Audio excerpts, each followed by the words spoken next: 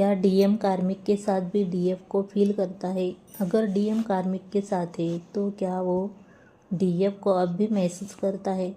Yes, energetic bonds कार्मिक से टूट नहीं जाते, खासकर जब कनेक्शन ट्विन फ्लेम का हो।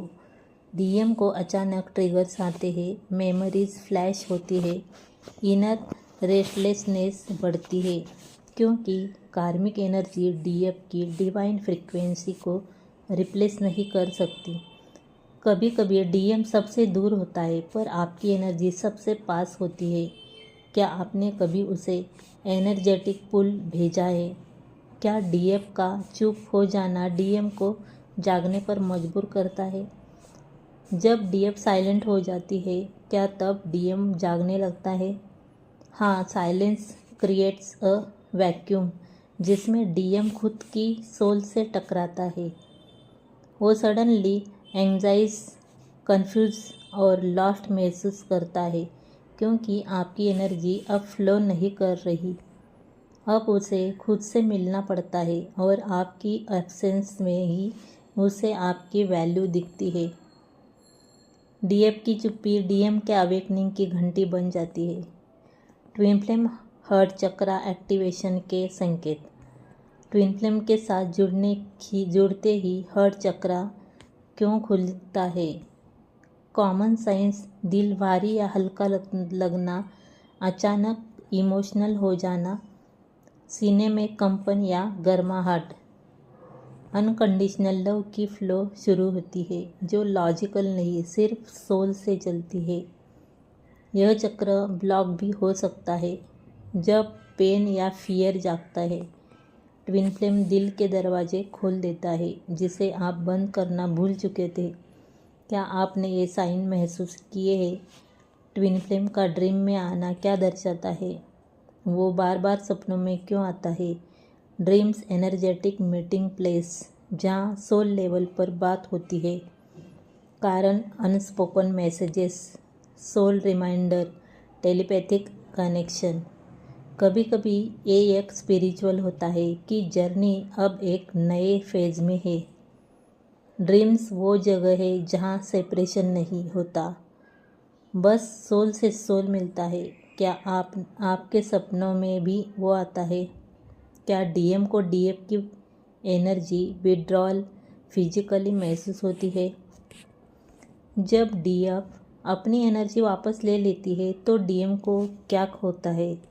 कन्फ्यूजन बढ़ती है, दिल भारी होता है बिना कारण, एग्जॉशंस या एंजाइटी, क्योंकि डीएफ की एनर्जी ने उसे साइलेंट स्ट्रेंथ दी थी जो अब कट हो चुकी है।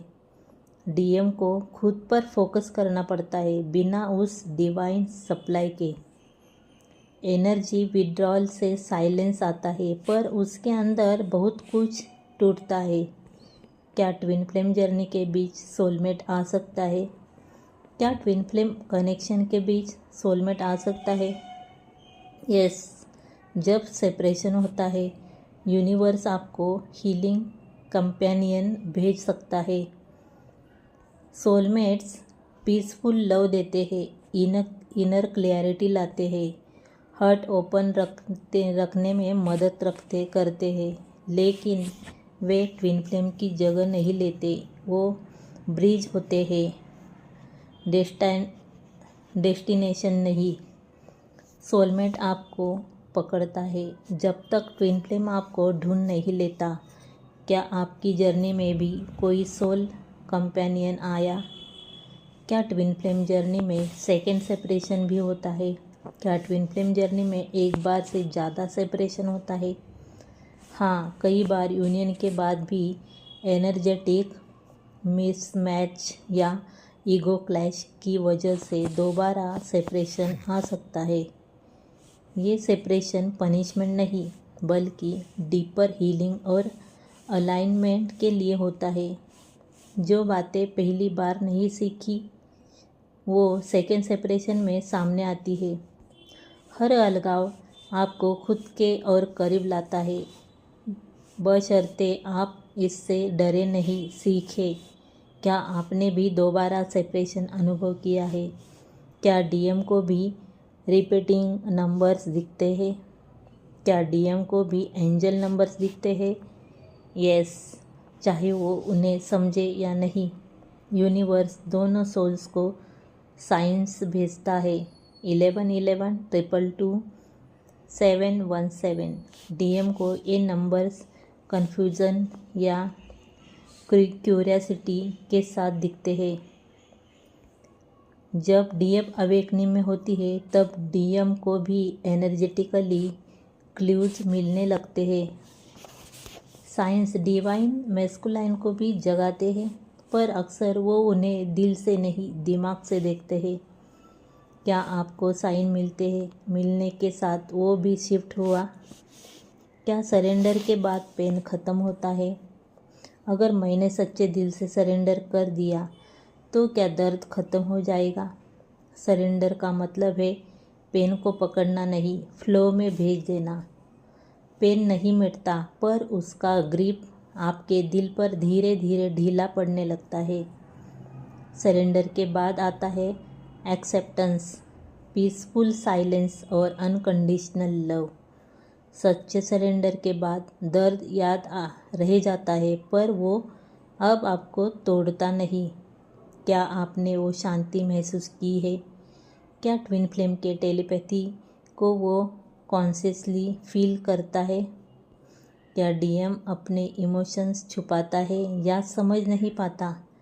क्या डीएफ जब पूरी तरह मूव ऑन करती है तो क्या क्या होता है?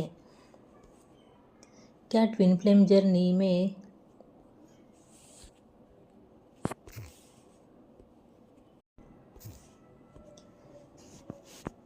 सच्चे सरेंडर के बाद दर्द याद रह जाता है, पर वो आपको तोड़ता नहीं? क्या आपने वो शांति महसूस की है? हाँ, ट्विन फ्लेम के मूव ऑन करने के बाद भी वो लौट सकता है।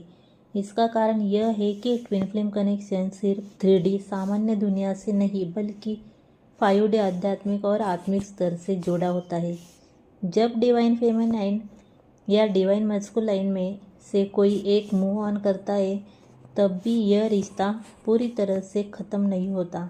मूव ऑन के बाद ट्विन फ्लेम क्यों लौटता है? एनर्जेटिक पुल। जब डीएम अपनी ऊर्जा वापस लेती है तो डीएम को अचानक खालीपन और बेचैनी महसूस होती है। यही आकर्षण उसे डीएम की ओर खींचता है। Awakening realisation. मूव ऑन के बाद अक्सर डीएम को एहसास होता है कि उसने क्या खो दिया। उसे अपने इमोशंस का क्लैरिटी मिलने लगता है। Divine timing. अगर यूनियन डिवाइन टाइमिंग में होना लिखा है तो कोई भी दूरी या सेपरेशन उसे रोक नहीं सकती। Healing mirror. जब डीएम खुद को हील करती है और डिटैच होती है तो वो डीएम को भी इनडायरेक्टली हील करने लगती है। इससे वह भी स्पिरिचुअली अवेकन होकर वापस आने की संभावना बढ़ा देता है। लेकिन क्या हर बार ट्विन फ्लेम लौटता है? नहीं, हर केस में नहीं। ये कुछ बातों पर निर्भर करता है। क्या दोनों ने अपने कार्मिक लेसन्स पूरे किए हैं? क्या दोनों की आत्मा यूनियन के लिए तैयार है? क्या डिवाइन प्लान में एक साथ आना लिखा है? मूव ऑन का मतलब क्या होता है? मूव ऑन का मतलब ये नहीं कि आपने अपने ट्विन फ्लेम से प्यार करना छोड़ दिया, बल्कि इसका मतलब होता है आपने उसका पीछा करना छोड़ दिया। आपने अपने अंदर की हीलिंग पर फोकस करना शुरू किया। आपने यूनिवर्स पर भरोसा किया।